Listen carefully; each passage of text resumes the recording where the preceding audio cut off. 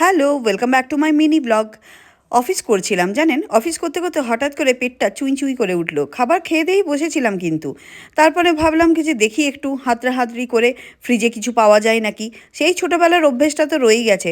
তারপরে দেখলাম কি যে ফ্রিজের মধ্যে ওই দুটি হচ্ছে লাল আলু পেলাম।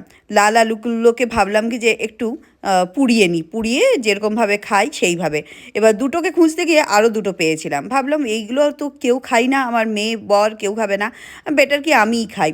তাই বারান্দায় বেশ ভালো রোদ আসছিল, আর সেই সময় পুড়িয়ে রোদের মধ্যে গা গরম করে করে গরম গরম লাল আলুর পোড়া খেয়েছিলাম। এই পোড়া সেদ্ধ এই জিনিসগুলো খেতে আমার বেশ ভালো লাগে, আর খেতেও খুব টেস্টি লাগে।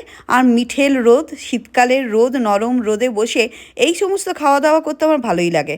তাতে আবার শান্তি হলো না, পরে আবার ভুট্টা পুড়িয়ে খেলাম জানেন, তবে গিয়ে পেটটা বলল শান্তি পেয়ে।